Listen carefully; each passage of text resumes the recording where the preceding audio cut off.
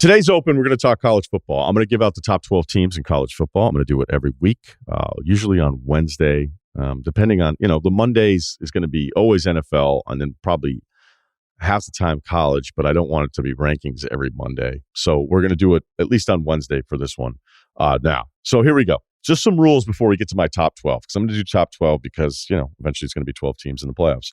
I don't care about stats after 3 games. I just don't. You'll see graphics or teams coming in. I mean, here of the top 10 offenses, yards per play, Maryland, Duke, and Kansas are in there.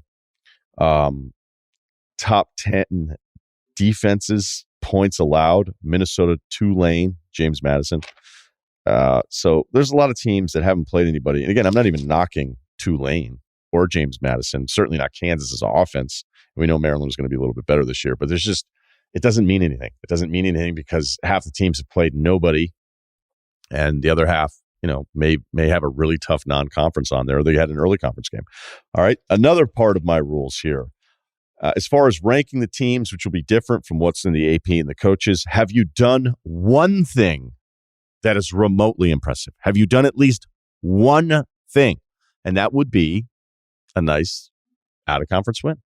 I have no problem with teams playing in FCS. I have no problems with some directional thing. I think the FCS stuff that people get really mad about is weird. When the SEC has a handful of teams playing FCS schools late before a big rivalry game, people get mad about those, but less mad about ones that happen with other conferences in the beginning of the year. So yes, it sounds like Russillo's doing his SEC thing again.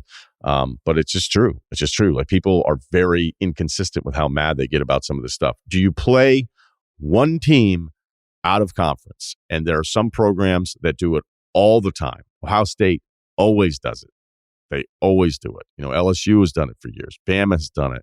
A lot of neutral site stuff, not so much now. Georgia does it. SC, especially with the Notre Dame part of it. Stanford usually always does it. Usually Stanford's non-conference. You're like, God, you guys trying to make it even worse? So there are programs all over the country that at least test themselves once, and then there's Baylor. Although Baylor did go to BYU this year and lose in overtime. So that was nice to finally see that after a run of every single Texas school that they could find that sounds like a made-up Netflix series. So more rules. Does the SEC get the benefit of the doubt? Yes. And so does everyone else. Any other program that's been good over the last few years gets the benefit of the doubt, just like we see in the AP poll, and just like I cannot help myself because I can't go, 12 deep only based on who I thought has proven themselves, because then I still have to kind of contradict my own rule by being like, have you done just one thing, by then playing the reality game of like, say I have Oklahoma lower than someone else. Say I want to go, well, I don't know anything about Oklahoma. New coach. I'm not even going to have them in their top 12. The non-conference isn't that good. So I'm going to put them outside of, I'm not going to go that crazy with it, because at the end of the day, I still have to play the game of, do I think Oklahoma would beat team fill in the blank that's ahead of them in my rankings? And sometimes the answer will be yes. Although that is giving them the benefit of the doubt and having a pre-bias about an organization that's been really good for a while. So do your rules contradict themselves? Yes, everyone's does. Assumptions have to be made. And as we move later into this, I will look for your win. I've mentioned this before too. The cost of a loss versus what I think this team is. A loss has to mean something, but when it's one loss and it's a team that I still think is really good, it doesn't mean that I'm automatically just going to put you behind somebody else who I think you're better than because they're undefeated. And that's what becomes the constant battle with this is the resume and eye test, in a constant battle of, do I always default to the resume? And my point is just very consistent with this, is that it's not consistent. And ultimately, none of this shit matters. If I have your team 6 in the AP, they're 4, who cares? All right, moving on.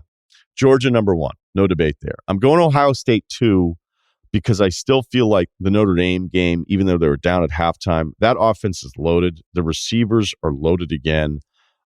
I don't know what Bama's going to be like unless some of these guys on the outside develop quickly. Prentice seems to be the number 1 option for him. I've mentioned their recruiting rankings, even though they'd lost a couple from these back-to-back monster wide receiver classes. But we just haven't seen enough of it at this point. And I know the Ohio State concern is on another side of. I would rather today in college football hell, even in the NFL, I would rather have a dynamic, how are we going to stop these guys' offense than a lockdown defense? Because I just think the way the game is played with the speed and the spreads and these athletes everywhere, like even when you have a really good defense, there's going to be games where you're still giving up 30 points. I mean, I guess unless you're Georgia or some of the Clemson teams. So top three, Georgia, Ohio State, Bama. I'm putting USC 4. I thought the win against Fresno State last Saturday night was like the last game that was still on, so I got to watch them for a good chunk. They are another offense that seems horrifying. I don't like their defense as much as teams behind them, but a dominant win against Fresno State, for how the game played out. Fresno State's got some guys there. That was a good win, even though not a Power 5 non-conference. I'm putting a question mark next to Clemson. Clemson, we could sit here and say, well, they haven't played anybody, and this gets back to it. When people constantly, like the Danny Cannell theory, that only SEC schools are given the benefit of the doubt. Michigan is 4th in the AP. They haven't played anybody. Clemson's up there. Oklahoma's up there.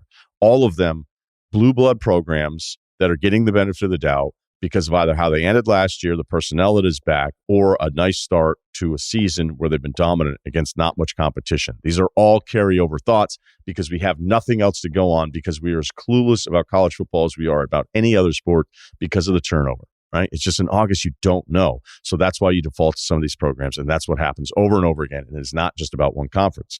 So I have USC 4th. I have Clemson 5th because I don't know, but I know I'm not going to put them like outside of this because that would be ridiculous because the defense is that good. And I think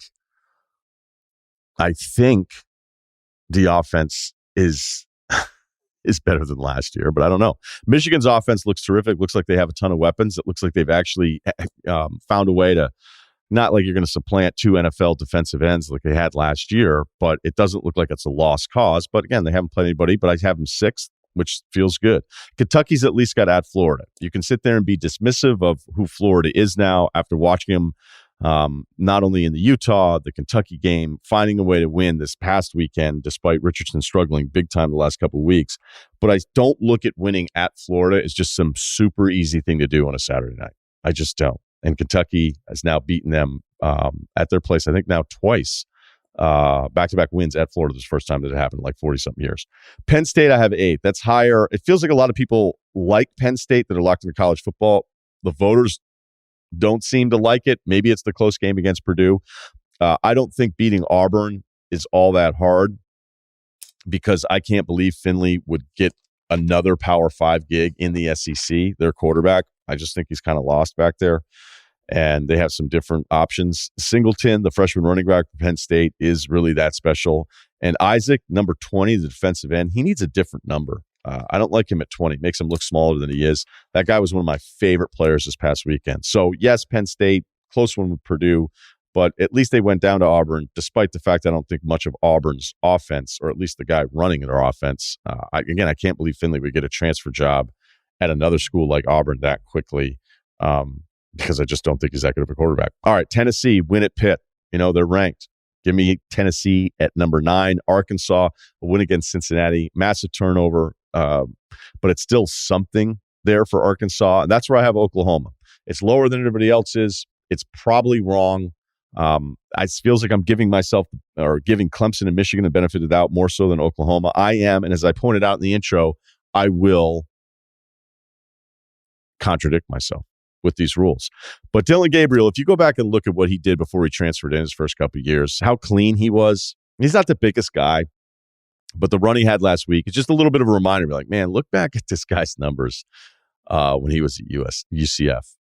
These are stupid numbers, stupid touchdown interception ratio splits on that. So I got him 11. I put Washington 12. They were up 29-8 on Michigan State. It's something.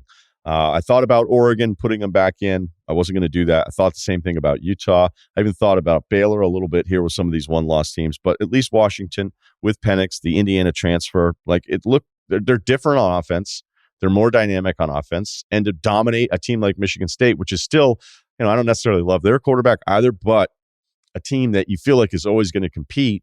That actually was something. That showed me something. So there you go. My first top 12 of the college football season.